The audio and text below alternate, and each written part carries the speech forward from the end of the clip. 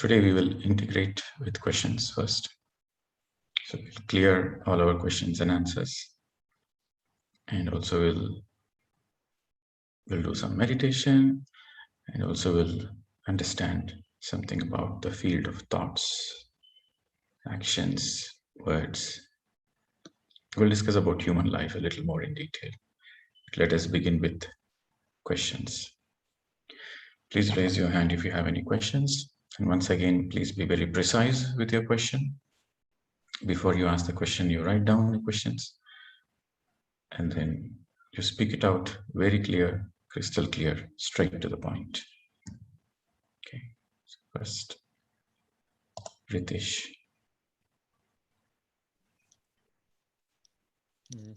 Namaste, sir. Yes, sir. Namaste.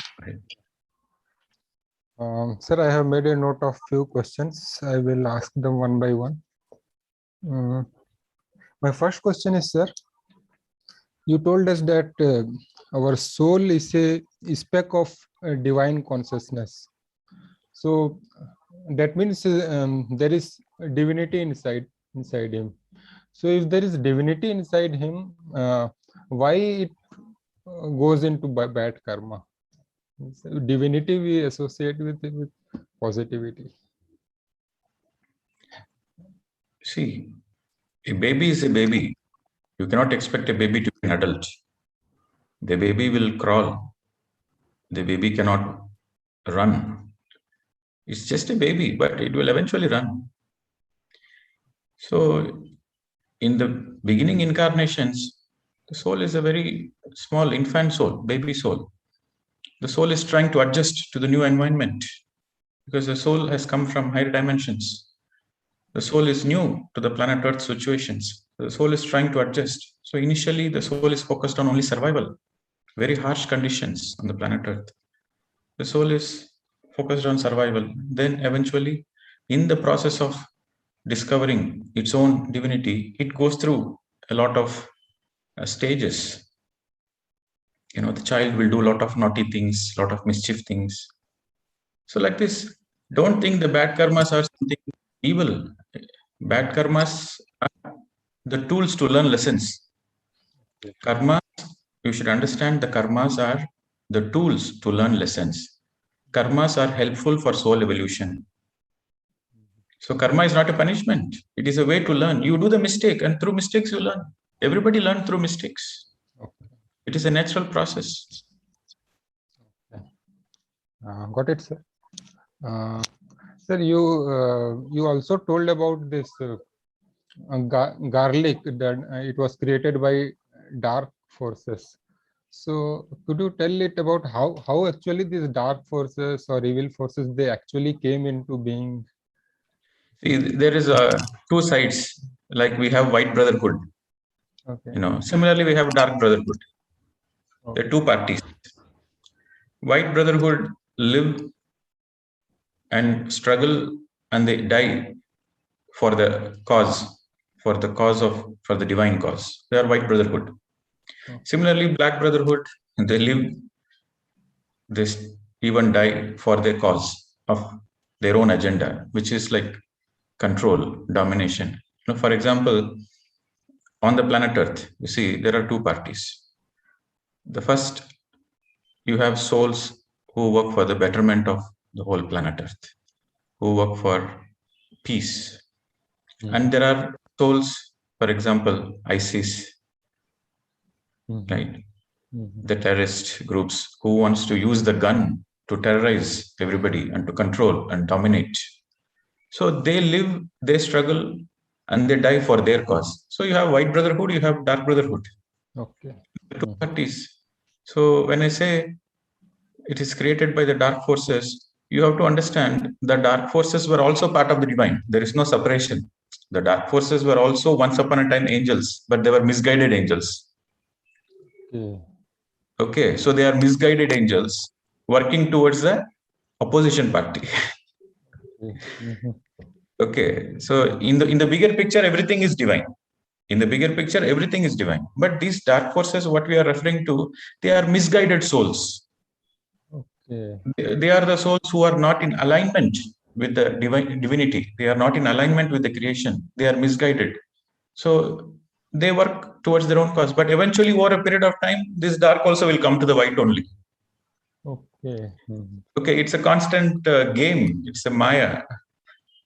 So maybe like end of Kali Yuga, start of Satyug. That It's not, yeah, the yugas plays a role, but it's all about the individual soul. You see, you have dark, you have white, but there is something in between gray area. There is a gray between white and black. Okay. You have black brotherhood, white brotherhood. And in between, there is a gray area. That means the gray area people, they are doing bad things. But somewhere they have that feeling that, oh, maybe I should not do this. Even though they are doing bad things, but they are ready to change. But they don't have any guidance how to change. They want to change, but they don't know how to change. So because they don't know how to change, they are stuck in doing bad things. That is called gray area. Okay. So first the gray area will come to the white. First black, gray, white. Yeah, and I remember you told that even in the astral planes, I think there are lower dimensions and higher dimensions, something like the lower dimensions are nothing but these dark negative people. They go because in the astral worlds, the astral worlds are the worlds of thoughts, emotions, feelings. So these negative people, they have negative thoughts. So they manifest negativity. Because of their own negative thoughts, they manifest. There is no hell, there is no suffering. In the God's creation, there is no hell and there is no suffering. But because of their own negative thoughts, they create the hell for themselves. It is their own creation. Understood, sir. Sir, please tell about blood donation from the spiritual perspective. Is it will it be considered as service or not? And is there karmic interference, just like organ donation here also? Naturally, there is karmic interference in general. As a general, it is a karmic interference is there. But exceptions are always there. You see, you should see every law has an exception. Okay. Every law has an exception. As a law, no. But exceptions are there. But you have to, in case of emergencies or in case of your own soul guidance that you have to do it, then the exceptions, that's the exceptions. When it comes to blood donation, I'm speaking. When it comes to blood donation, as a general rule, no. Yes. But exceptions are there. Yes, like suppose in my family member, someone is seriously ill and he requires blood, then I have no option. I have to give. No, but you have to be very careful whether you are guided to give. You have to see his own evolution. You have to be evolved to a certain extent to see that whether he is ready to go, it is as per his planning that he wants to go, or he wants to live. Or if he lives, is there a further progress for him? Is he going to do more good karmas? What is the other party's soul evolution? And are you giving it out of pity or out of attachment, or are you giving it as a pure witness? Is it your divine guidance to give it? So you have to consider so many factors. So that is an exception. Okay. So if he's a good soul, I have been observing him doing good karmas, then I can leave it to yourself. Yes. Leave it to you. Use your own intuition. Yes. Sir, another question is, when an enlightened soul places his spec as human, then his behavior. Sorry, come again with the question. You told that he incarnates, enlightened soul, he incarnates by placing his spec as human, as light. As a baby, yes. Yes. Then his behaviors and mannerisms, will that be of an enlightened one since childhood? No. That's why I said whether you graduate from the animal or whether you are part of a speck from the divine, you are absolutely the same. You begin with the infant soul categories only. Okay. So, but maybe when he grows into adult, There is absolutely no difference whatsoever. From an animal, graduated from an animal, or a speck from above, they both are the same. They both have to go through the same evolution. Okay. Mhm. And sir, does an enlightened person need to meditate? And if yes, why? You are asking so many questions, sir. What about others? Sir, okay, sir. Just one more question after this. It's very small question. Yeah. Okay. I think I have this answer because probably Okay, Lord sir. Hanuman is. And I sir, think it's fine, sir. I think we have to give chance to other people. Thank you okay, very sir. much. Fine. Thank you. Okay. Then Kasi Vishwanathan. Sir, I want to know about past life regression. How effective it is for clearing bipolar or depression issues. Very precise requested. Regression might help. Regression might help, but it all depends on how willing they are to learn the lessons and integrate the lessons in general. Generally, regression might be helpful for people, for non-meditators, but once you come into meditation, you don't need regression. Once you are a meditator, once you are into Raja Yoga, you don't need any regression. For non-meditators, it might help, depending on the acceptance of the soul to learn the lessons and integrate the lessons of the day-to-day life. Possibly they are not meditating in the right way, no. So I want to ensure that they undergo that. It might help. Thank you, sir. Thanks a lot. Yes, thank you. Okay, Chitra.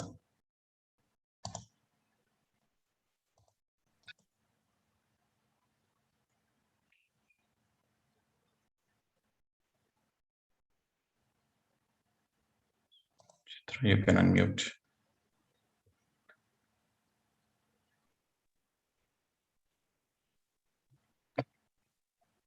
Please be fast.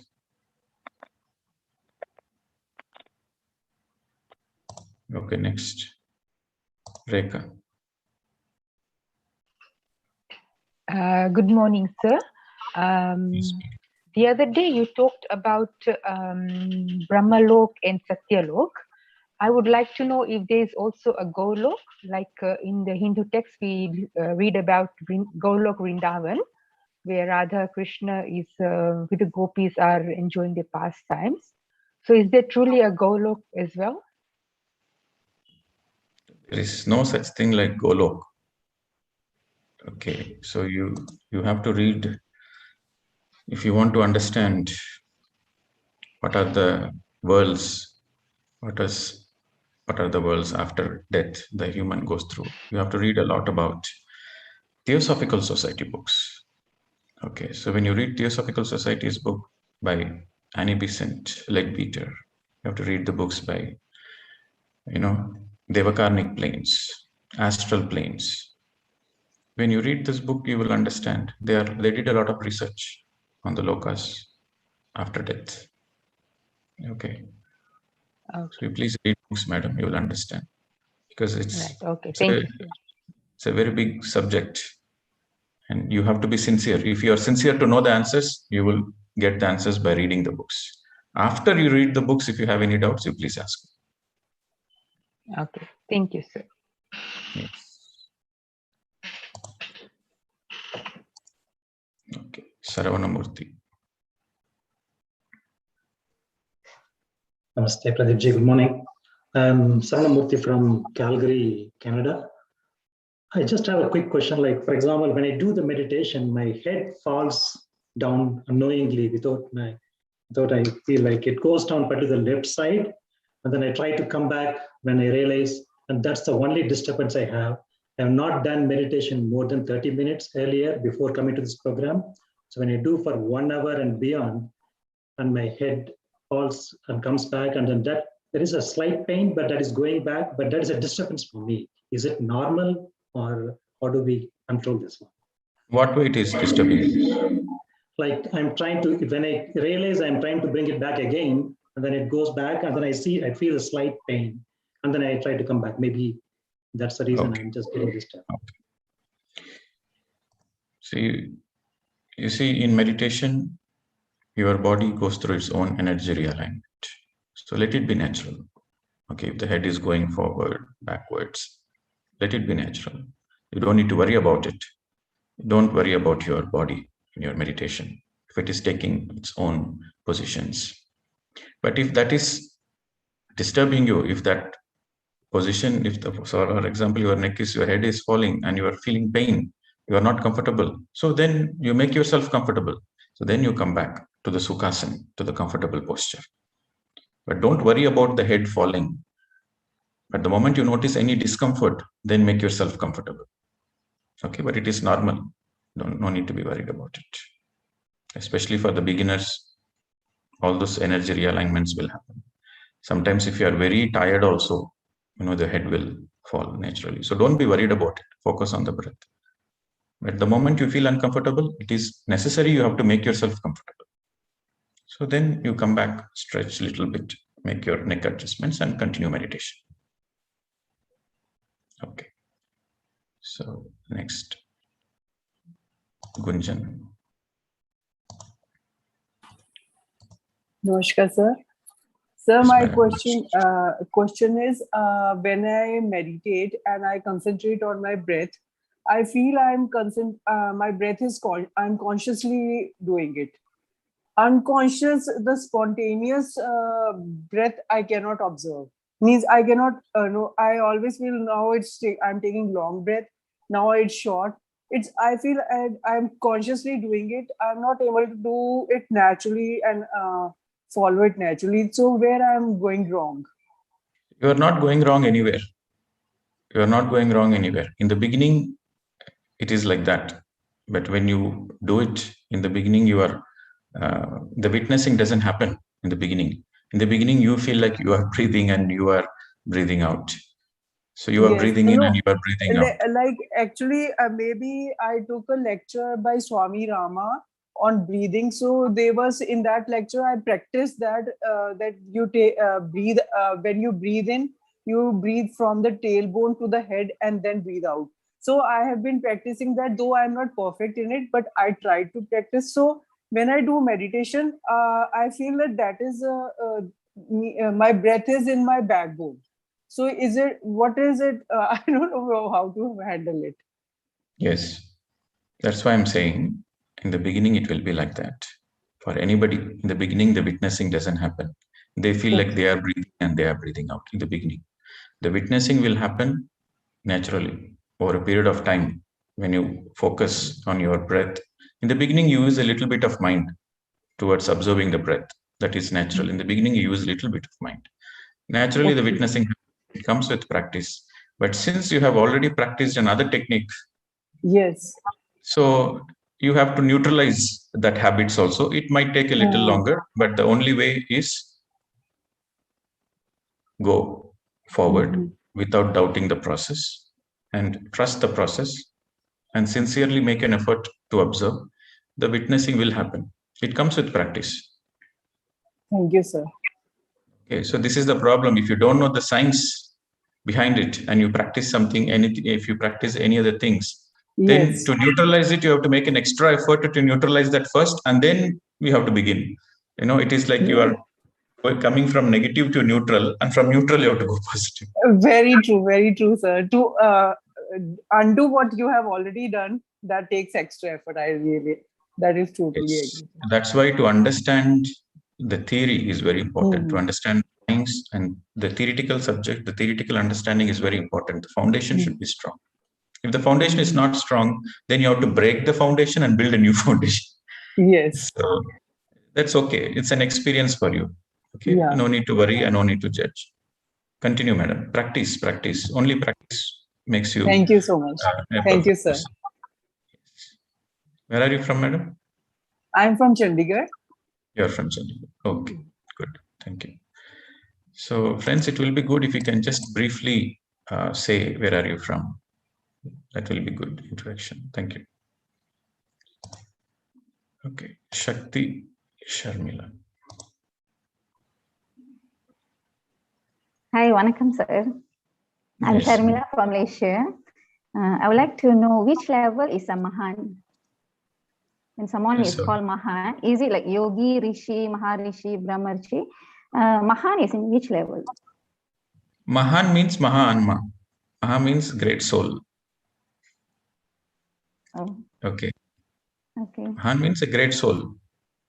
All the once you are a meditator, once you are into non-violence, then you become a great soul by default. Oh, Then every single level is also a great. okay. That's a general description. Mahan is a general description. Oh, Like okay. you are a great soul. That's all. Okay, Who is called a great soul? A person who is called a great soul. A soul which respects every life. A soul which is into non-violence. A soul which is into non-interference. A soul which respects others' evolution. A soul which respects its own evolution. It's a great soul. It's a Mahan. Okay, thank you. My second question is pruning or trimming the tulsi plant is okay? Because tulsi plant, when we take It's okay. It's the okay. amount, That's fine. it's okay. Oh, okay. Okay. My third question is like bigger plants. Can we plant it in a smaller pot? I don't feel good when keeping it like not giving them freedom to grow. You mean to Because say like I bonsai? Like bonsai. Yes. Okay. So you are interfering in its evolution, actually. Yes. Okay. That's not right. Okay. Okay. Okay. I also would like to tell I'm very glad meeting you. Joining these sessions because for the past 20 years, I've been doing a lot of whatever that you taught here. I have been doing experiment on my own, like for example, water fasting. I went into because I didn't know to do it properly. I went into vomiting, first yellow color and then green color. I was like, what is happening? I'm just drinking water. Why? I don't know what was happening, but I understand from your class that if you're not enjoying it, you're not happy with it, then you're not doing it correctly. Even like meditation, but in the beginning process like meditation, yes, some healing happens, pain here and there, but you're supposed to, at the end, you're supposed to be enjoying it and it's supposed to feel good about it. Thank you very much. Thank you. Right. Next, Shailaja.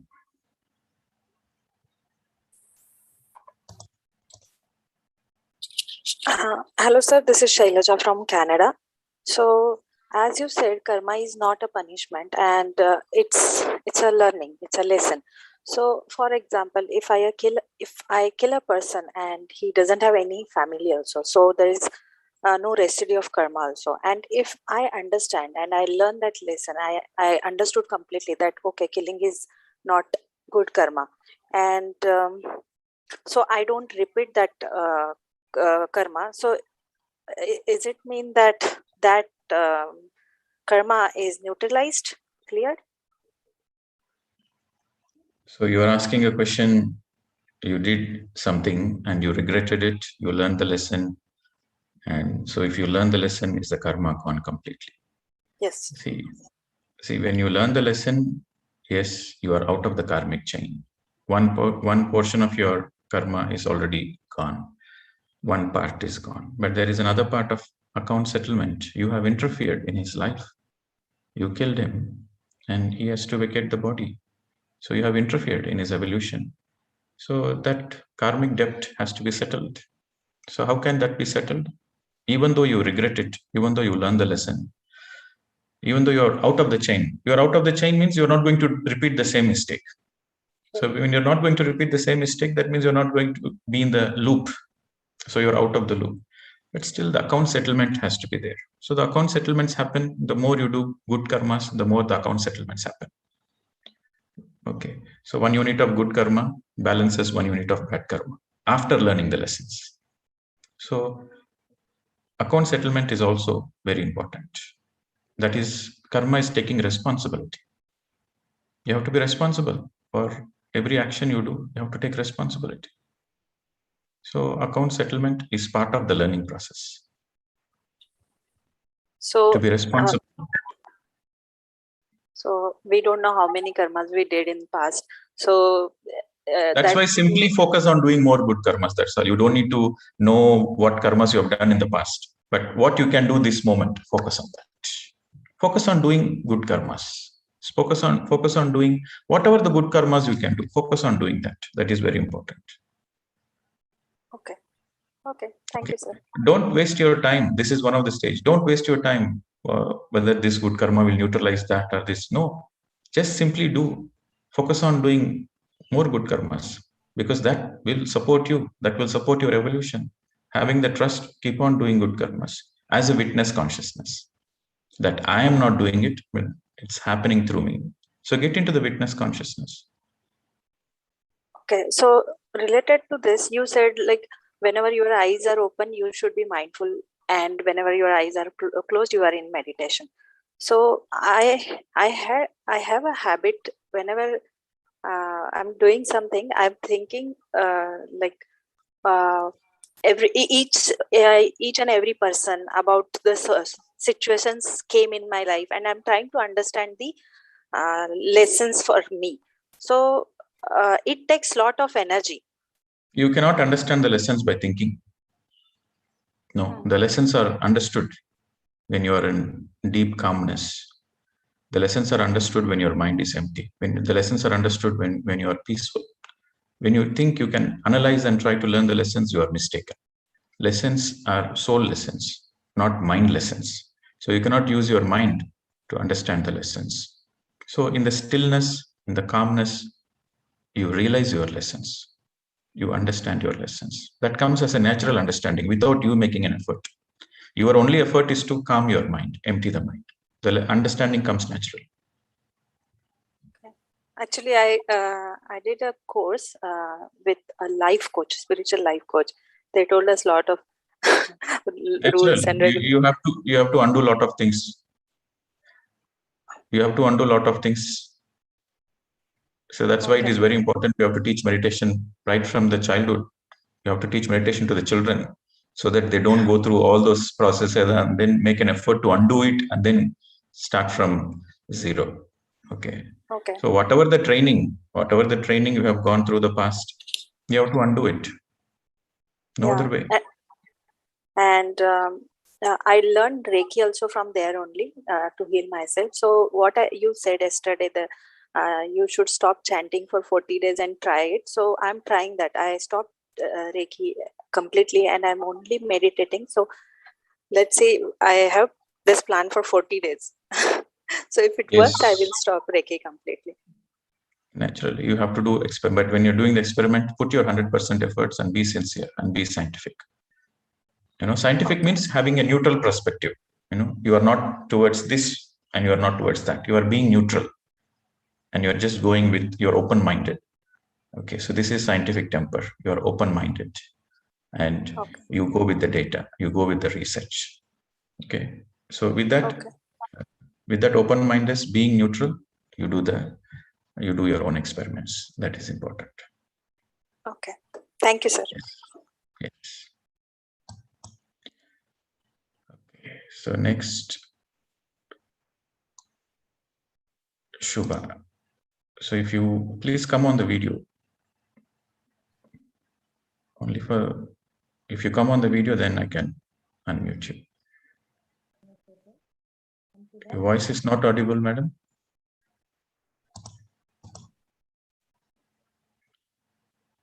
Yes, go ahead.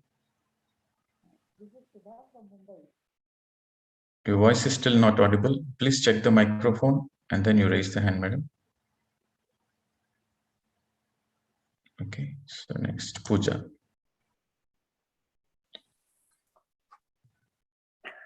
Good morning, sir. I'm Pooja from Mauritius. I had two questions. One was, are dreams anyway connected to meditation? Sorry, come again. What's that? Are dreams anyway connected to meditation? Dreams. Okay. Don't analyze your dreams. Dreams are connected to many things. Okay. Your suppressed emotions might come as dreams. Your unconscious fears might come as dreams. Your unfulfilled desires might come as dreams. Okay. Or there might be some astral travel which is necessary for your understanding that might come in your dreams. So many things. It depends on many factors. So you should not analyze the dreams. If you analyze the dreams, you get confused. No, I'm not Because analyzing them, but I'm experiencing since I have started meditation. That's the reason why I raised this yes, question. enjoy the dream. That's it. They're quite weird. Raat gayi to baat gayi. Finished. Okay. And my second question. You understand Hindi, madam? Yes, I do. Yes, raat gayi to baat gayi. Katam, finished. Dreams are gone. We are awake now. So let us focus on the wakefulness. Why bother about dreams? So that should be the attitude. Okay. And my second question was with regarding to meditation. We have spoken, you said that, well, it's common to encounter physical discomfort while you're meditating. What about the other experiences which I have personally encountered when I've meditated? Twice I have felt foul smell. And once I have experienced, I was doing a full moon meditation with one of the masters, where I had closed my eyes and I saw a very ugly looking lady in the corner of my left eye looking at me and smiling. And I really got scared. And I just couldn't concentrate on my meditation after that. What kind of experience? How would you, This is called metaphysical experiences. Metaphysical experiences are the experiences where it's of different frequency. It's not a physical frequency, it's of another frequency.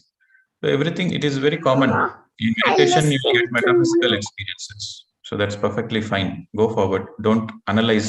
So you should not analyze three things. Don't analyze your dream. Don't analyze your dreams. Don't analyze your meditation experiences. And don't analyze your life experiences. Whatever happened in the past is past. Gatam katam. It was very scary. It was very scary. I understand. All experiences, what you experience, everything to be divine experiences. Which is, you get all kind of experiences. But don't analyze. Okay. If you analyze, then you are wasting the time and you are going in the wrong direction. The more you analyze your dreams or your meditational experiences or your past life experiences, you are wasting your time, and that will lead you to greater confusion. So never analyze. Right. Always live in the present moment. Yeah, no, it's just that I'm not analyzing, but that experience I still remember, and it was like if there is no analysis, where is the question coming from? I'm saying don't be bothered. It was very scary. That's the reason why I just brought it up. Yes. Enjoy the scariness, madam. People buy the movie tickets to watch a scary movie, That's also an experience. Enjoy it. Right. Thank you. Okay. People produce, they spend millions of dollars to produce scary movies. Jurassic Park, an animal is coming, and as it's in a 3D movie, it's coming to eat you only on the screen. You go pay money to watch it. Enjoy the experience. Enjoy the experience and forget it. That's it. We live in the present moment is the goal of life. Rajendra. Yes, sir. Please unmute.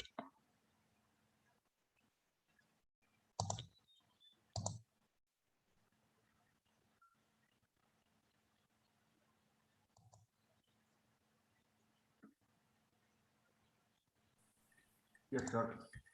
Good morning, sir. Yes, sir. Go ahead.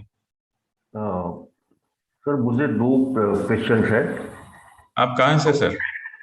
Sorry, Rajendra Vadera from Ahmedabad, Gujarat. Okay, Gujarat. Okay, one by one sir. अपो दीपो भव आप कहते हैं. मैंने reference किया बुद्धा का saying से. बुद्धा ने कहा, और at the same time Gita में कृष्ण भगवान कहते हैं कि सरेंडर टू मी, अर्जुन को कहते हैं. Yeah, he didn't say surrender to me. He said surrender to Mama. Okay, so surrender to the consciousness of me. Because surrender to the Krishna consciousness, not Krishna. So my question is, वो जैसे बुद्धा कहते हैं कि you have to do everything for yourself. No one can help you. This is what Krishna also said. Yogi Bhava Arjuna, or else nobody will help you. I can also help you. Yogi Bhava, or else nobody will help you. Krishna also said the same thing. His first statement is, hey Krishna, you are speaking too much. You close your mouth. You are speaking too much. You don't know anything about yourself. You are speaking too much. Yogi Bhava Arjuna. That is his first statement. Truth is the same, sir. Whether any master, he will speak the same truth. Truth cannot be different for different masters. It is the same. Krishna also emphasized being a yogi. Krishna never said, that is a misunderstanding, sir. The surrender means you surrender to the Krishna, the consciousness. He said, unless you reach the stage where I am, you will not understand anything. You will be stuck in this life and death. If you want to come out of it, you have to come to the stage where I am in. So he was referring to his consciousness. No master wants dependency. No master ever wants dependency. Every master wants everybody to be a master. So Krishna is a great master. He will never ever say anybody surrender to me. No, that is a misunderstanding of Gita. Okay. Next, Manjunath. Namaste, sir. Yeah. I like the book I Am That from the Nisargadatta Maharaj. I read a lot about it. And when I am read it deeply for hours, I don't feel like doing meditation. How is it, sir? If I do meditation less and read more, or vice versa? Everything should be in balance, sir. That is important. Everything should be in balance. Okay. You see, you read a lot. It is like a mixer grinder, You want to make a chutney. You want to make a delicious chutney, mint chutney. So what you do, you put all the ingredients. You put the mint and tomatoes and flavors and spices. You put everything in the mixie. But if you didn't turn on the motor, will you get chutney? No. Like that. When you read a lot of books, you get a lot of information. You get a lot of knowledge. But if the motor is not on, if meditation is not there, then the integration is not there. So only reading books will give you, you are just preparing the ingredients, but no chutney, no use. So the integration will not be there. The knowledge, simply acquiring knowledge is not going to help you. Okay. So with meditation, whatever the knowledge you have acquired through reading books, to listening to other people's experiences, whatever the knowledge you acquired through meditation, you are integrating in your life. It becomes your learning. Meditation is like the energy, the motor of the mixer grinder. Okay, it is important. You have to meditate. Along with meditation, read books. Only reading books doesn't take you anywhere. Thank you, sir. Only reading books, there is a misunderstanding. Okay. If there is no meditation, you cannot understand Bhagavad Gita. You will misunderstand Bhagavad Gita. When there is no meditation, you cannot understand Bible. You will misunderstand Jesus Christ. Only with meditation, the right understanding comes, because that is the energy, that is the motor. You use your inner motor to churn and absorb the pure distilled wisdom of that book. So without meditation, whatever the swadhyaya you do, you will misunderstand. It is bound to happen. Without Raja Yoga, Swadhyaya will be misunderstood. Swadhyaya means Swa Adhyaya, self-study. Swadhyaya means reading books. By reading books, you are studying yourself. So without Raja Yoga, Swadhyaya is not possible. The right understanding is not possible. Eventually, it will lead to misunderstanding. That's why the whole humanity is suffering, because there is no meditation. So meditation and reading books has to be in balance. Without meditation, there is a possibility of misunderstanding. With meditation, you will have the right understanding. I was confused because in the book it is written, you are already that. What is the necessity of doing meditation? Yes, you are already that, but to know that you are already that, you need Raja Yoga. It is true you are already that, but to know that you need to go through this, it is paradox. You're already that. It is true. But you have to do Raj Yoga to know you are already that. That is a paradox. Spirituality is full of paradoxes. Some Western authors specifically say that there is no karma. There is no karma. There are a lot of books in the Western masters they've written. There is no karma. Yes, there is no karma when you reach a nirguni. When you reach a nirguni, there is no karma. But until you reach nirguni, there is karma for you. So what is the truth? There is karma. At the same time, there is no karma. There is karma if you are a tamoguna, rajoguna, sattvika guna. There is karma. Because through that karma, you have to learn, you have to progress. So there is karma. But once you reach nirguni, there is no karma. It is like this. You are that you are. But to realize that you are, you have to do meditation. Thank you, sir. Yes. Niru. Sachdeva. Yes. Good morning, Pradeep ji. Am I audible? Yes, madam. Go ahead. I had a question. Are phobias related to past life? Phobias are related to your karmas. All your fears are related to your karmas, past life karmas. How to overcome them? Face it. Face the fears. Unless you face your fears, you will not come out of it. If you want to come out of any phobias, if you want to come out of any fears, you have to face it. Unless you face the fears, you cannot come out of the fears. And to face the fears is not an easy thing. Okay, you need a lot of energy.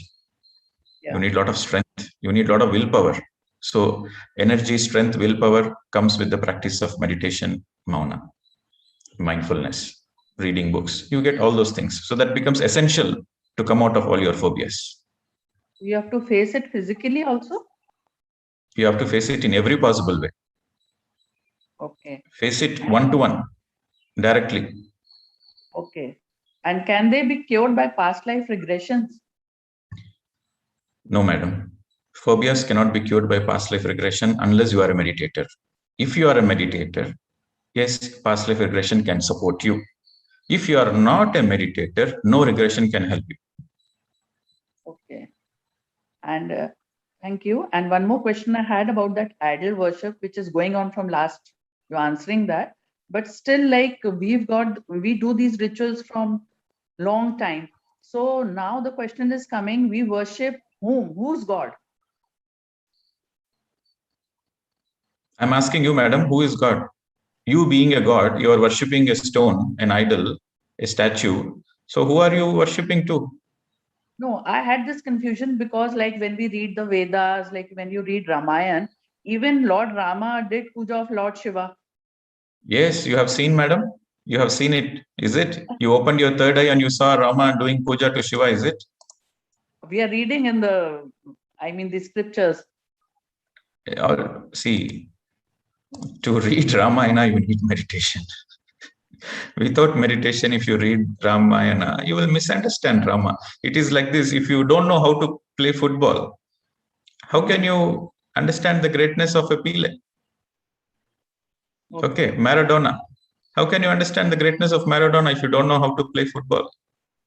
If you don't know cricket, how can you understand the greatness of Sachin Tendulkar or Kapil Dev or Dhoni? So, unless you are a meditator, you cannot understand any master. Unless you meditate, you cannot understand Ramayana, Mahabharata, Quran, Bible. You cannot understand anything. Yeah. That is the fact. So why are all these temples made then? So many temples. See, our Hindu religion is not a religion actually, right? Mm-hmm. Because if you take any other religion, they have rules and regulations. They have got a book prescribed. They have a Bible, right? They have old commandments, new commandments, and then Quran is there. And then all this religion, they have books to say what to do, what not to, guidelines is there. That we call it as a religion. Okay. There is certain guidelines. But Hinduism is not a religion. It's a way of life. Hinduism is a very way of life. And in Hinduism, everything is experienced. Everything is lived as a representation, right? So in Hinduism, everything is considered God. They pray to trees. Trees are considered God. They pray to Tulsi. They do So everything is considered as God. Animals, every god has an vahana, right? The vahana is an animal. So while you are praying to God, you are praying to the animal also. So animals are also considered God. In Hinduism, everything is seen God. Stone is a god, bird is a god, animal is a god, human is a god, everything is a god. So that's a way of life they lived. And they made a certain statues because you see, only in India they have temples, they have sex education in temples. Okay, if you go to Khajuraho or if you go to ancient temples, on the outer periphery of the temples, you see most of the temples on the outer periphery.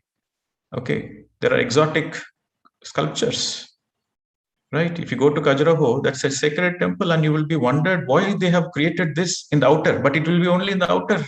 Yeah. Because that's the way of life. Don't get stuck. That's pictorially they are saying, don't get stuck with your physical pleasures. There is something deep inside, which is much more. What you are going to experience in sex, that orgasm is only for a few seconds, but you go deep inside. It is 1,000 times. It is like, the inner is the fruit, the outer is the peel.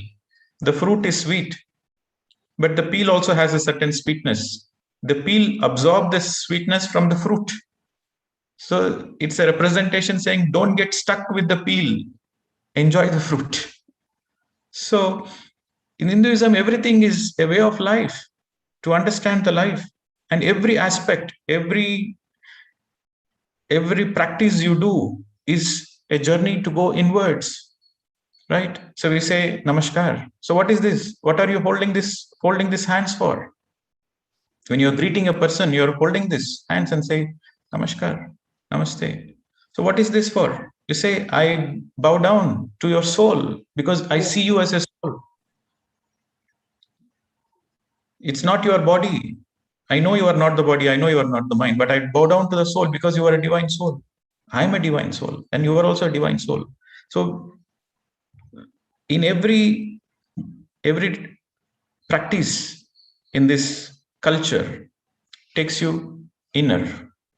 Okay.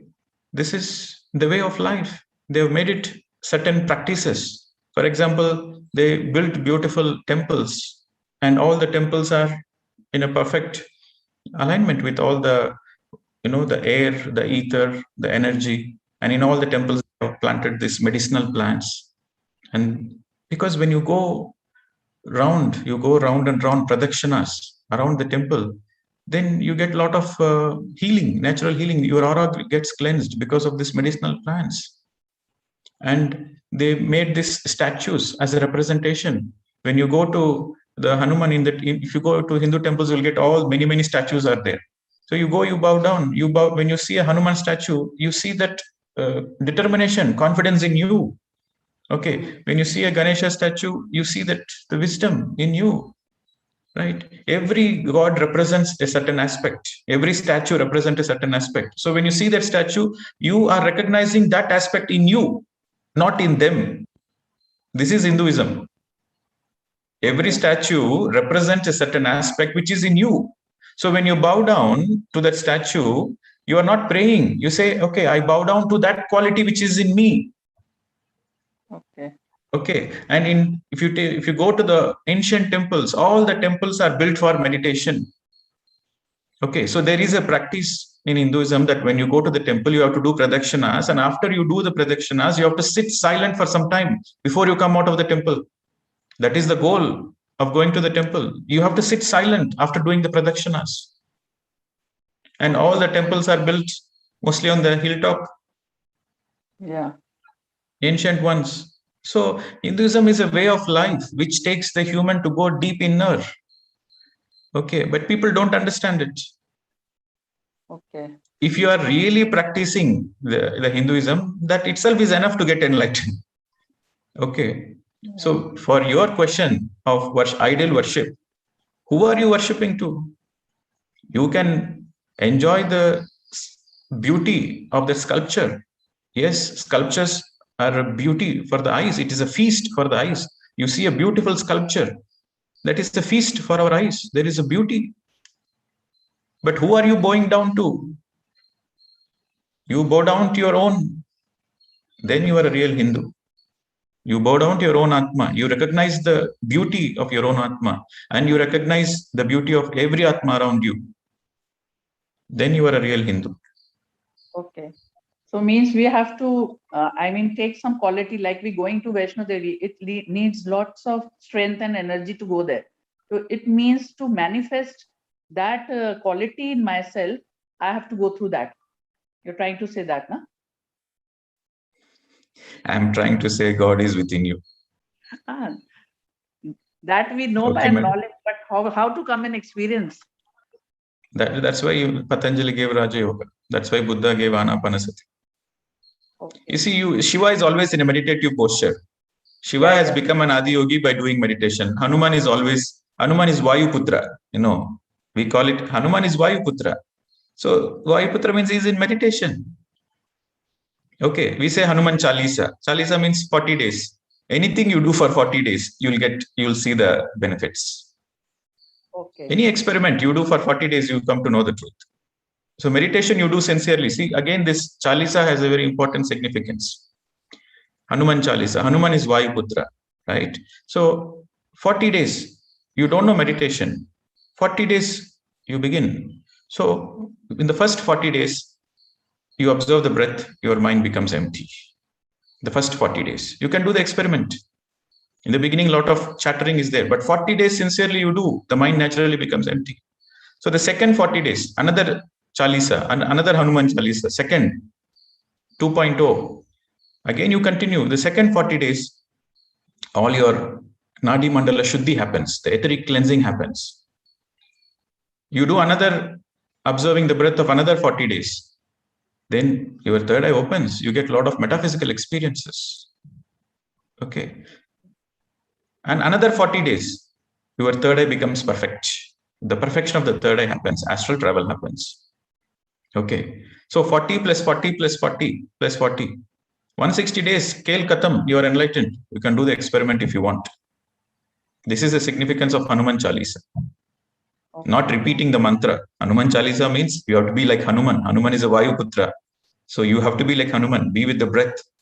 Then that will transform your life. This is Hanuman Chalisa. Okay. Okay, madam. Thank you so much. Yes. Okay. Rajendra. Good morning, Pradeep ji. I Yes, have sir. a couple of questions. I'm from Bangalore. Yes, sir. Go ahead. With respect to Seva, in fact, I had asked in the chat box. So this counseling, I am into counseling and helping physically disabled, physically challenged people, in fact. So, counseling is empowering them.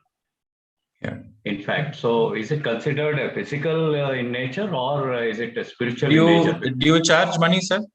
No. Is that your? It's a voluntary. Okay, if you do voluntarily, that is service only.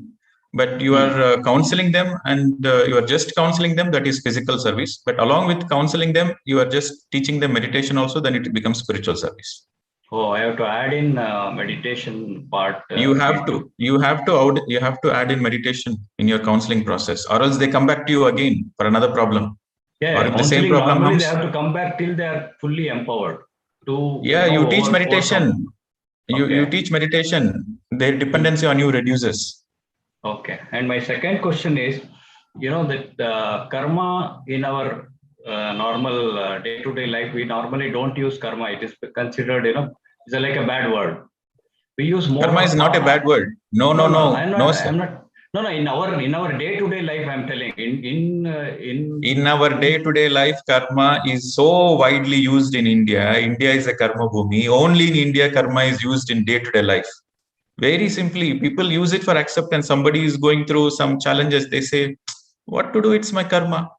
No, in our this thing, we use more of papa, no? Where in Bangalore, you must have seen, oh, olle kelsa madidane papa. Or we say, oh, papa madidane, he is where. So papa is used, whether it is the same papa is related to karma or karma, because karma, some people feel uncomfortable. Oh, karma andre, it is always considered as bad. But papa has got both good papa and bad papa. So pap is not sin always, no? So how do you consider this correlation?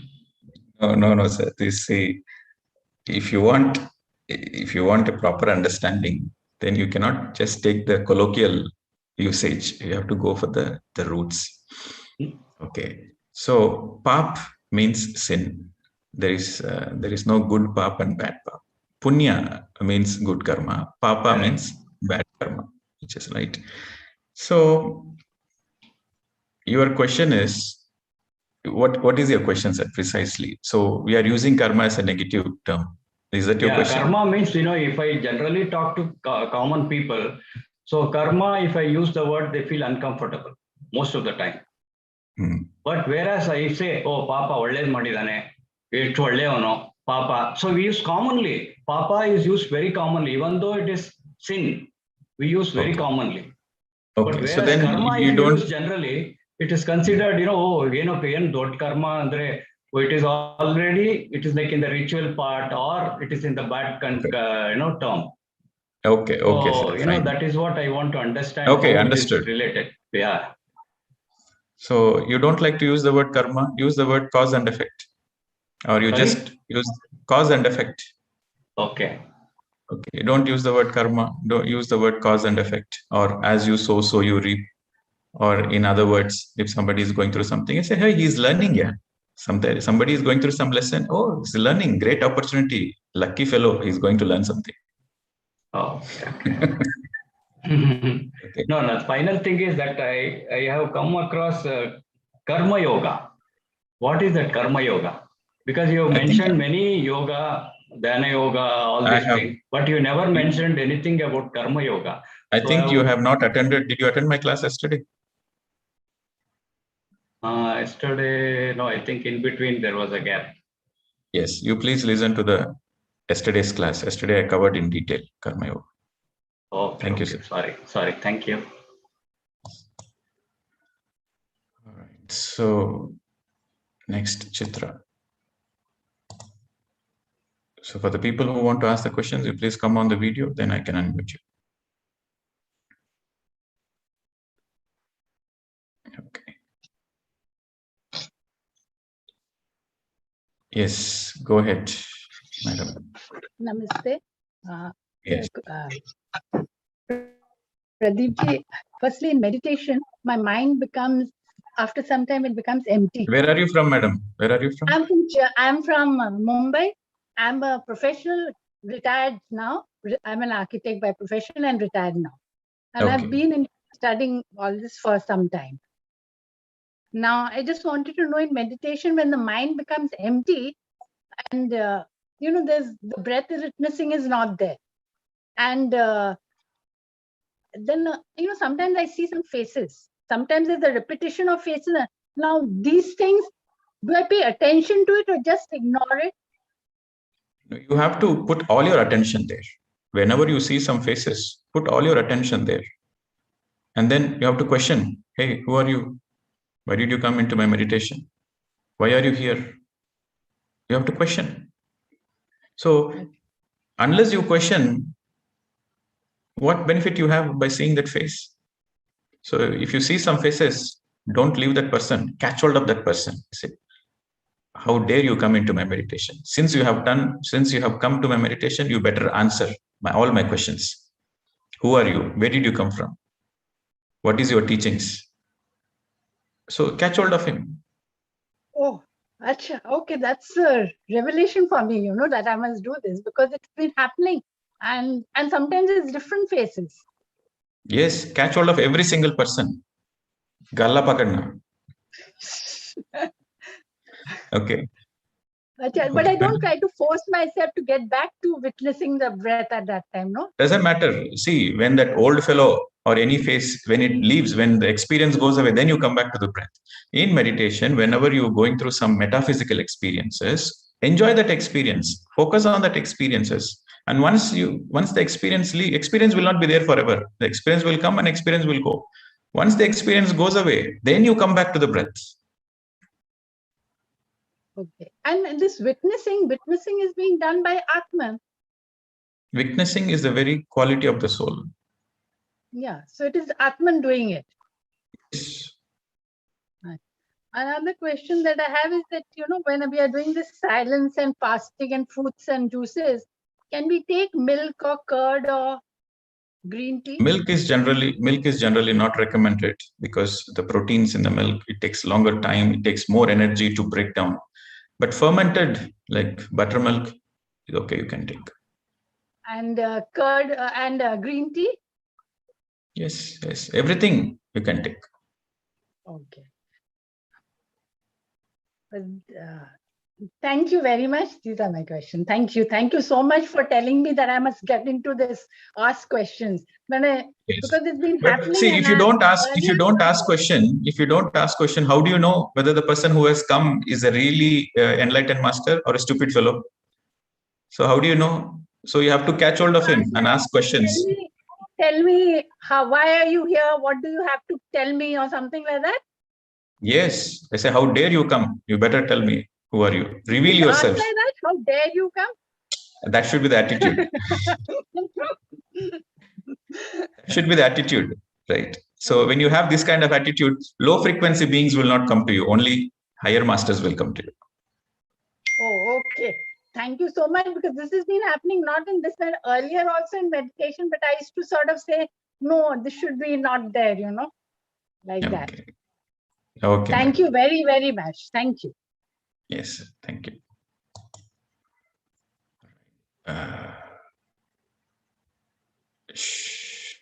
Shubha. Okay. I hope this time your mic is working. Yes, Shubhaj. Namaste, sir. Can you hear me now? Yes, madam. Yes, I have this question. I'm from Mumbai. I want to ask about the people who commit suicide. Do they keep on doing it every time they take birth? Yes, suicide comes as a baggage, right?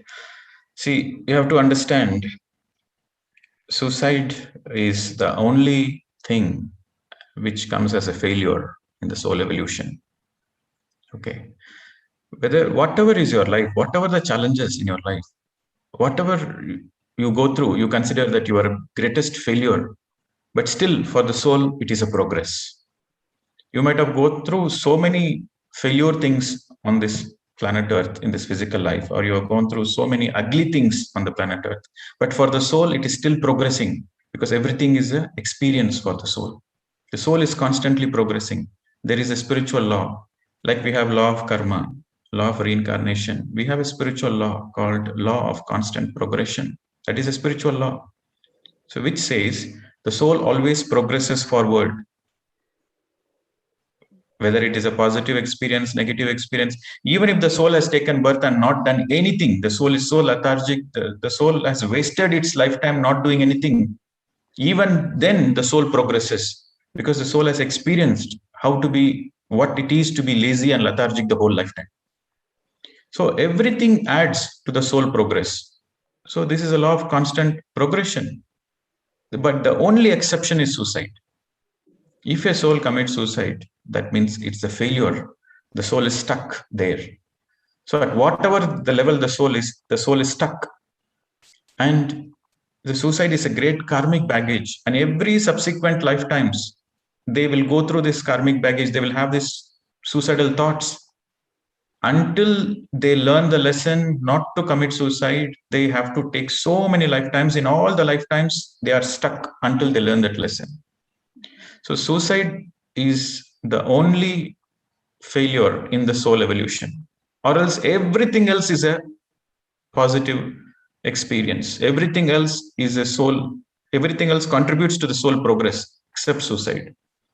And almost every soul who commits suicide, immediately they regret. And in the higher worlds, nobody appreciates it. So if somebody is having suicidal thoughts, it is important we educate them. You explain them about law of progression, law of karma, spiritual laws. We have to do our part, right? Because if a soul is committed suicide, for subsequent lifetimes, the soul is stuck in that level. So one more question. What happens to their children? Do they show the same trend?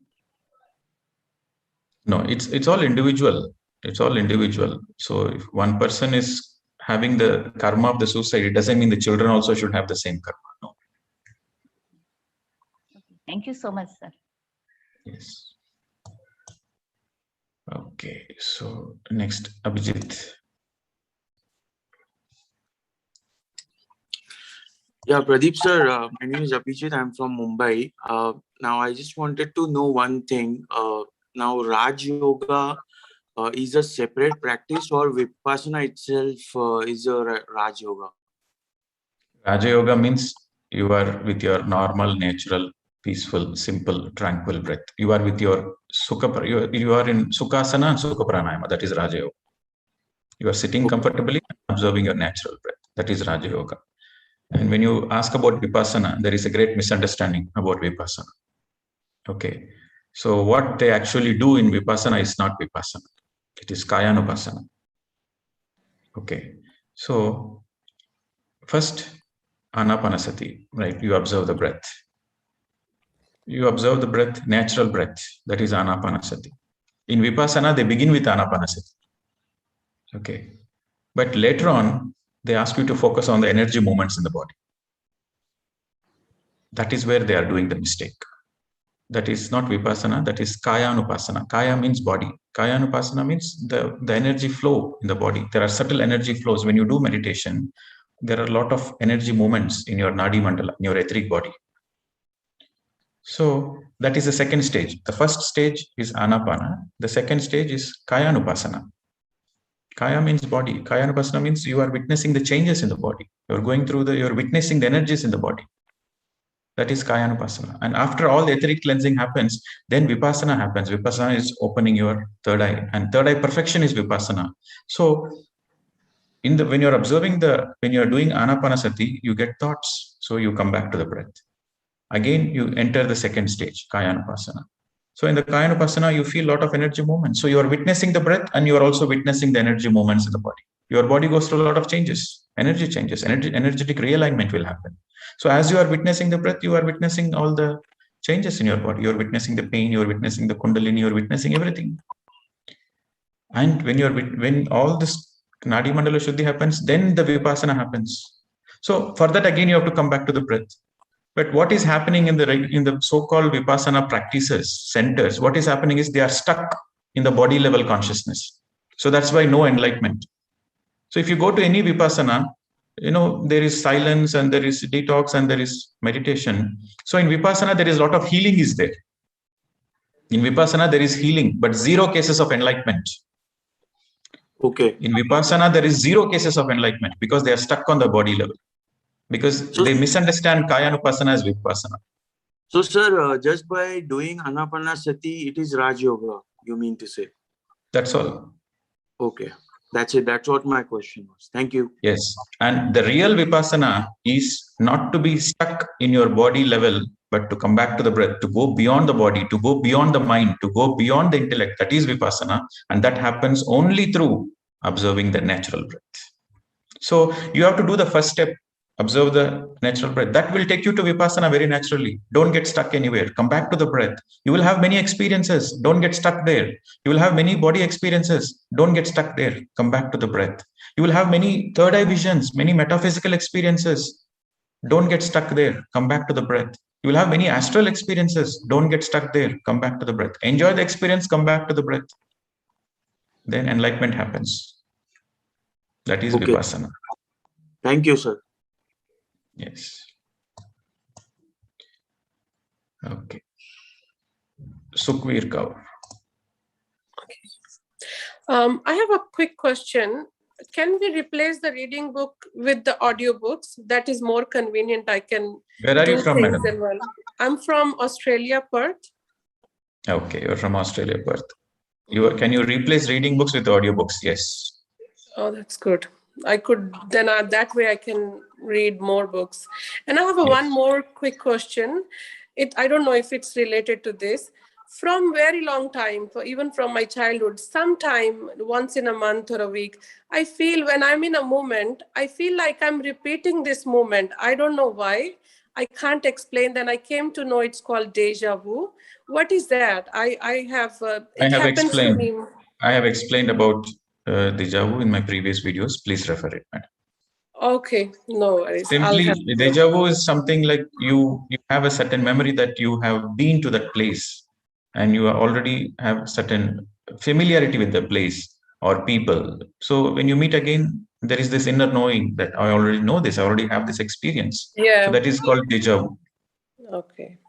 Okay, so that might come from your past life experiences, or it might be your soul planning memory. Yeah, I'm doing this meditation, Vipassana, from last 4 years, and I have seen lot of glimpse of past life, which nobody believes, but I know, because they was so realistic. They says it was too early for you to know all about these things, because you have to do sadhana Those for people, many those people who are conducting Vipassana classes, they have a misunderstanding. They begin their beginning is correct, their starting is correct, but the finishing is wrong. Okay. Yes. So, Okay, so that was not my play of my mind. So no, what I have of course, it is not your play of your mind. You are right, but Yeah. they don't have the right understanding to understand you. And one more thing, in many past lifetime that I have seen, like maybe 13, 14, I have a very tragic end, which I don't know why. And I never lived to live very long. So that's why I completely turned my life around. Maybe this lifetime I have to just learn, or I have to go through. I don't want to go through. I want to learn. I want to graduate from those lives where I have taken on life, which was a few lifetime, then killed by someone, but which was very like a filmy scene. When I was seeing it, I knew it was me in other lifetime. And how can I progress from there so I can not go Live in through the that? present moment. Live in the present moment. Okay. Continue meditation, read more books, live in the present moment. That is the only way to progress. Okay. So that was not my mind's trick or anything. What I have seen, what I have What you have experienced. experienced is definitely not your mind. But if you want to learn lessons, you have to be in the present moment. Unless you are in the present moment, you cannot learn any experiences from the past. Okay.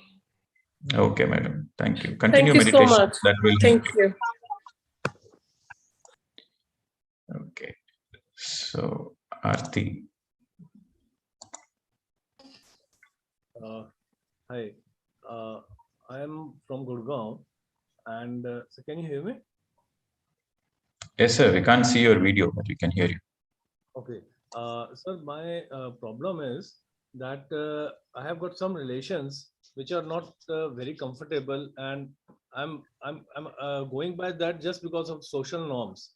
And in order to fulfill those expectations, somewhere I feel my meditation gets disturbed, and they do disturb my peace of mind. Now, what do I do? If I continue as per social norms, I have to.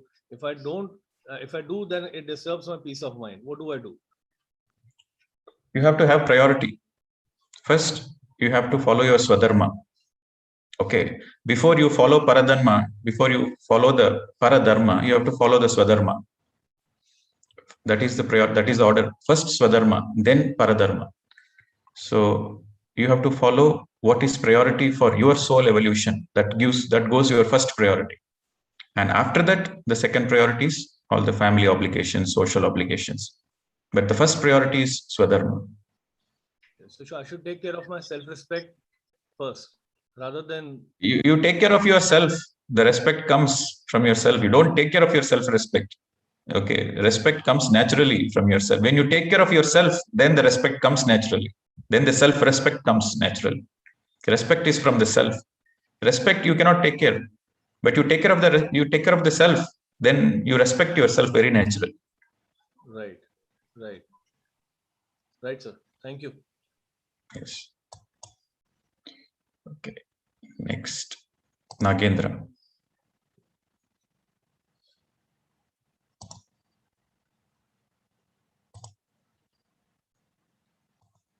Yes, sir. Unmute.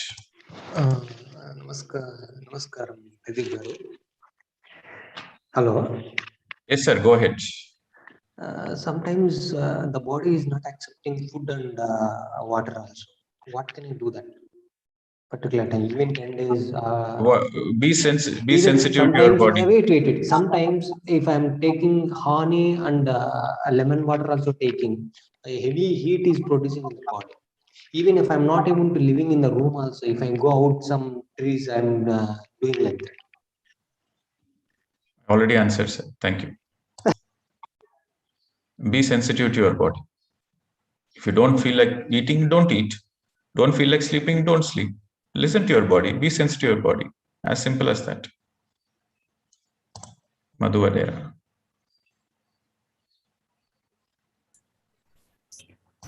Namaskar, Pradeep ji. I'm speaking from Texas, USA. So my question is, if there is an issue, any issue in the body, let's say glaucoma or anything, and without seeing the issue in my past life, can I just think of it and put an intention and heal it myself, or no? Why you want to go to your past life? Why you want to see your? No, that's what I'm saying. I haven't seen and I'm not able to see that, but something has happened in the past life. So thinking of that, can I just heal myself, heal my karma, whatever has created any particular issue in the body? See, spirituality means to be in the present moment, because only this moment is real. Past is an illusion. So never focus on what happened in the past and how do I heal. Don't focus on that. Focus on the present moment. This is spirituality. This moment is your real. This moment is in your hands. The past is not in your hands. The future is uncertain. Right. So only this moment is real. So be in this moment. In this moment, breath is happening. Do meditation. You are doing the right thing. This moment, you can do anything. So our focus should be, see, we might have done so many past things. We might have done so many bad karmas, or we might have done so many ugly things in the past. But who cares? We don't care about the past. Past is past. But the results of the past is in the present. If I'm happy today, that means I would have done good things in the past. That's why I'm happy today. If I'm suffering, if I'm having a lot of physical problems, so that means I would have done something bad in the past. So the results of the past are in the present. So what you do in the present, the consequences will be in the future. So you just understand the past manifests as present. So focus on the present. You are not happy today. You are having physical problems. You are having emotional, psychological problems. You understand that is from the past, but don't focus on the past. Focus on the present. What should I do this moment so that I can be happy? What should I do this moment so that I can be healthy? What should I do this moment so that I can enjoy my life? So focus on the present. See, I was asking the question from the perspective of, like, some people say, okay, during meditation, I saw my past life, and because of that certain event which happened in the past, I'm having the issue now in my body. So I looked at it, I healed it. So my question was relating to that without, if I'm not able to see my past life, and if I want, can I heal myself without seeing my past life? That was my question. That's my answer. My answer is precisely that. Yes, you can. You don't need to. You see, spoon feeding is needed for who? Who needed spoon feeding? Tell me. Sorry, say it again. Who needs spoon feeding? If you are so aware, you see, if you are so aware in the present moment, and if you are so willing to learn the lessons and take this present moment, use the present moment to transform yourself, right, you don't need any past life references. But some people, they need a little bit of spoon feeding because they are repeating the same mistake many lifetimes. They're little bondu. So that's why they have to see the past life so that they can learn the lessons. Okay.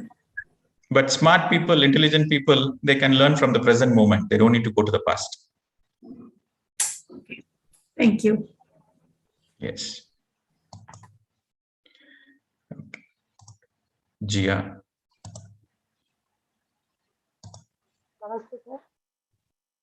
Yes, madam. Yes, audible. Go ahead. I'm from Raipur. Sir, I have a question like under each categories of yoga parampara you explained yesterday. Your voice is little breaking, madam. Please be a little bit clear, loud. Is it clear? Is it clear? Yeah, better. Okay. Just a moment, sir. Is it better? Yes. Yeah. Sir, the categories of yoga parampara you explained yesterday, how can I recognize where I am? Like if in the subcategories you have told under yoga parampara and in Raja Yoga and Jnana Yoga, if I think that I have experienced something from there, but I am seeing something I am doing from Jnana Yoga, I'm very confused exactly how I'm progressing and where I am. See, that yoga parampara is there to give you a certain understanding at where you are and what you should do to progress next. So, for example, if you are in the karma yoga part 1, so you are doing only physical service. So that is an indication that, okay, along with physical service, you better start Raja Yoga, because in the sequence of steps, Raja Yoga comes after Karma Yoga part 1. Okay. So then you have to focus on meditation. Suppose you are already doing meditation. Then your focus should be on Jnana Yoga part 2. So that means go deep into meditation. Okay, and then understand from your own experiences. Jnana Yoga. Read books and use your meditation energy to understand the books. Okay. Suppose if you're in service, again there are many subcategories. How are you doing the service? Are you okay? You are doing good karma, but are you expecting any name and fame? Are you expecting any acknowledgement? If you're expecting, then drop it. Go to the next level. Do it without any expectations. Okay, so you are already doing, but you are not having any expectations also. So go to the next level. Do it as a witness consciousness, as if that it is happening through me. I am not doing it. So at whatever you are doing it, so it's a guidance that what you should do next. That is the yoga parampara. Those are the steps. So okay. I'll ask one more First you have to understand where you are at this moment, so that you see your life pattern. Do the pattern analysis. What kind of patterns you have, what kind of thoughts you have, what kind of words you speak, what kind of actions you do in your life. You see the pattern. From that you analyze where you are. So you go to the next.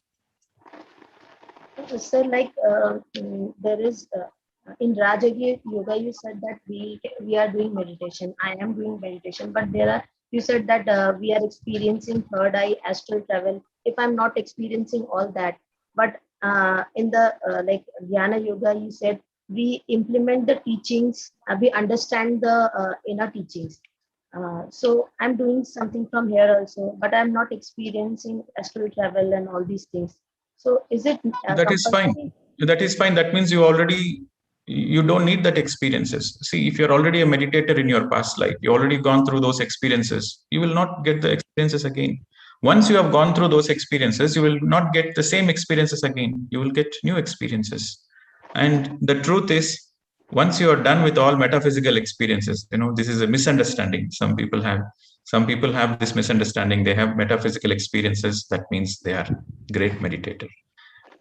But the truth is, only when you go beyond all the experiences, once all your experiences are done and you have no more experiences and you only have common sense, your common sense is very high, and you have a lot of practical experiences, like how to speak, how not to speak, right? How to deal with the people, how to have good relationships with the people, how to enjoy the life.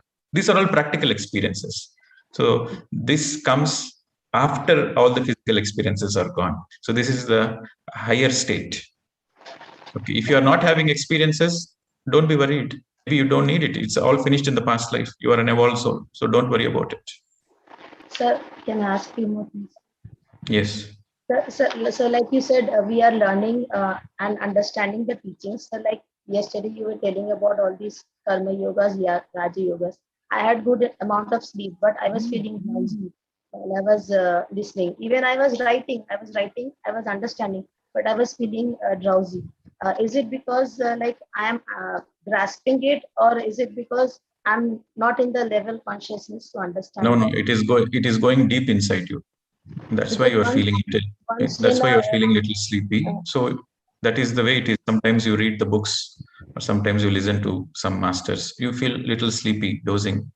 So that means all your outer senses are shutting off, and your inner senses are absorbing it. So that is a natural state of affair. You have to read multiple times. You have to read the books many times. You have to listen to the truth many times. Then only it goes deep inside you. yes, So the because first time you feel little drowsy, no problem. The second time you listen again. The third time you listen again.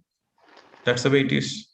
because I have to listen to or read to some things many times, because it is many times I'm not able to absorb those things which are very tough.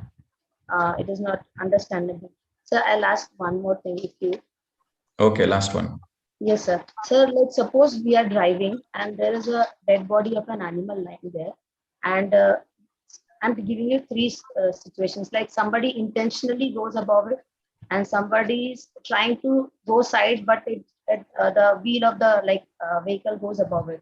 And another thing is like somebody doesn't know the dead body is there, but he is stamping over it. So we are doing bad karma with that. The animal is already dead. What are you doing? Sir. But if I know that it is a dead animal, but I'm intentionally going above it, so it is it a dead? It doesn't matter. It's just a body. If you are killing a life, it is bad karma. It's already a body. What are you speaking? There It's a is no question bad doesn't make deed sense. or good deed in that. It's a common sense. It's a common sense that you are not stepping on the dead bodies. It's a common sense. It's not about karma. It's about common sense. Okay. Thank you, sir. Thank you so much. Okay. Kalyani Patel. Yes, hello everybody. My name is Kalyani. I'm from London. Sorry, I can't put my camera on at the moment. I just wanted to ask, what role does forgiveness play in neutralizing karmas? And can we not ask for forgiveness from any souls that we have ever hurt in any lifetime? Would that not help resolve some karmic debts? Okay. So you are asking about forgiveness. Okay. So you are asking for forgiveness not for the sake of others. You are asking forgiveness for your own evolution. Unless you forgive yourself, you cannot be peaceful. So forgiveness, you are not forgiving another person, not for the sake of another person, but you are forgiving for the sake of your own peace, your own happiness. If you're having vengeance and anger, then you are suffering. So to come out of your own suffering, you forgive another person. Okay, so forgiveness primarily is for your own self. Point number one. Point number two, you don't need to ask forgiveness. Suppose you have done some mistake. You don't need to go and ask forgiveness to another person. Astrally, physically, yes, you have done some mistake. Yes, go and apologize. Please forgive me. I learned my lesson. That is okay. But you don't need to get into the guilt consciousness of going and connecting to the soul and asking for forgiveness in the astral worlds. No need. Learn the lesson. When you learn the lesson and when you repent, you regret, that's enough. So forgiving yourself is more important than asking for forgiveness. Yes, if the person is physically there, you ask forgiveness. But if the person is physically not there, you don't need to use the GPS where he is and connect to his Atma and then ask forgiveness. All those things are not necessary. Forgive yourself, learn the lessons, and understand everybody does mistakes. You should not have guilt. That is very important. When you're going through this forgiveness exercise, you should never have guilt. You have to understand everybody does mistakes, and every soul does mistakes, and every soul learn the lessons through the mistakes. Just simply don't repeat the mistake. Learn the lesson and don't repeat the mistake. Then there is no place for the guilt.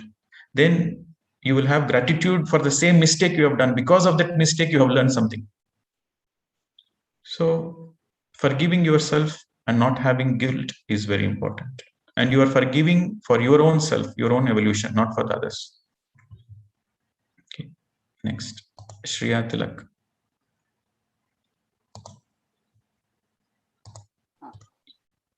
Namaste, sir. In an accident, my brother became paralyzed. There is no sensation below the chest. He can cross his fingers, but he cannot cross his legs on his own. Can he do the meditation in lying position? Yes. For the people who have medical condition, they can lie down. Only for the people who have medical condition, they can lie down and still just observe the breath. That's all. Okay, sir. Thank you. Yes. Anisha.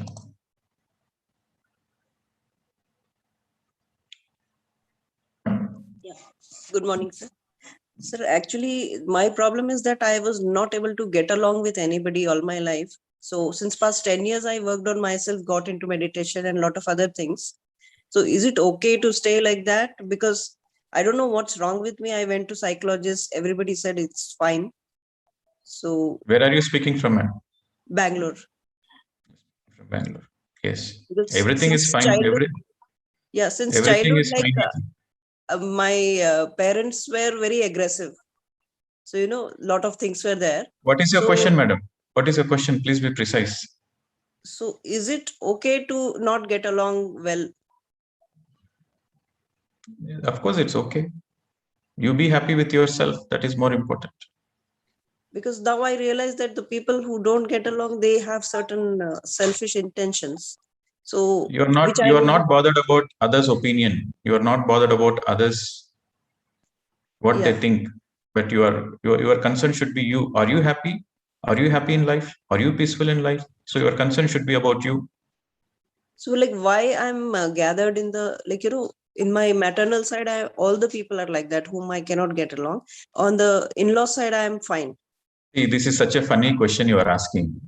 You have planned, you have chosen your parents, and you have chosen your in-laws, and you have chosen your husband, and you have chosen all the challenges, and you have designed all the challenges in your life before you are born. You did such a perfect architecture and blueprint, the soul blueprint planning you have done. And you are asking me, why did I do? I am confused with that, but somehow is it okay? I feel guilt that, why something is wrong with me. I'm not doing something better. I'm not sure. Yes. Before meditation, everybody is not sure. That's why you need meditation. The more you do meditation, the more you understand why you have planned that way, why you have chosen certain challenges. So this clarity comes only with meditation. So do meditation, madam. So is it necessary that meditators get along with everybody in their life and people like them always? Naturally, when meditators don't get along, everybody likes meditators. If you are a meditator, then that means you are full of energy, you are full of joy. Everybody wants friendship with happy people, Nobody wants friendship with sad people. Right. So if you are a meditator, naturally you are vibrating with more energy. You are happy for no reason. You are happy, and you have no expectations with anybody. You are simply happy by yourself. So if you have no expectations and if you are a happy person, then everybody wants your friendship. Okay, so do more meditation. Yeah. If you do more meditation, then everybody wants to have friendship with you. Yeah. Yes. All right, friends. I think the reason I have gone through all the entire session with this question and answers is because tomorrow and day after, you will be in silence. And tomorrow and day after, you will be also in detox, which means eating more fruits and more juices. And tomorrow also, you will be going through making your home your ashram. That means you will be taking the cleaning charge. So 2 days while you are in the Mauna, try to clean the house. Discard the things which you don't use. Create a beautiful space where you are living. The space has to be beautiful, vibrating with positive energy. So do more meditation in the house. Do more cleaning in the house and discard the things. And the house should be filled with positive vibrations, music vibrations, vibrations of the fragrances of all beautiful fragrances, essential oils, agarbattis, samranis, frankincense. So let the house really be like an ashram, and that is your homework. For these 2 days, you are experimenting. Okay, it is very important you experiment. Take one portion at a time. Okay, you're going to clean one shelf first, then one room, Then you have so many clothes. Okay, so you tell yourself, okay, I need 30 clothes. More than 30, I will donate it. Keep 30 clothes, and one dress you wear every day, 2 dresses you wear every day. That is sufficient for 2 weeks. So you can wash it. So minimum, if you have minimum clothes, then the maintenance becomes easy. So you take off the unnecessary things and discard it. And you have a policy. Before you buy a new cloth, your old should go out first. Whenever you are buying a new cloth, that means you should give away one of your old clothes to somebody.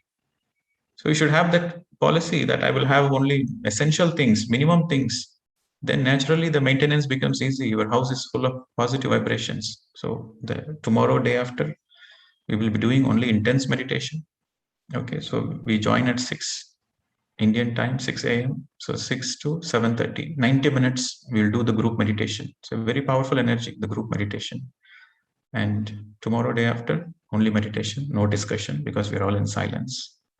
And we'll see you on Monday with a new subject of manifestation, understanding life after death, soul evolution. We'll discuss more in detail about the thoughts, the thought power, manifestation, the field of imagination, the field of creativity, the field of words, and the field of kriyas, the field of karmas. So we'll discuss all those interesting things the next week.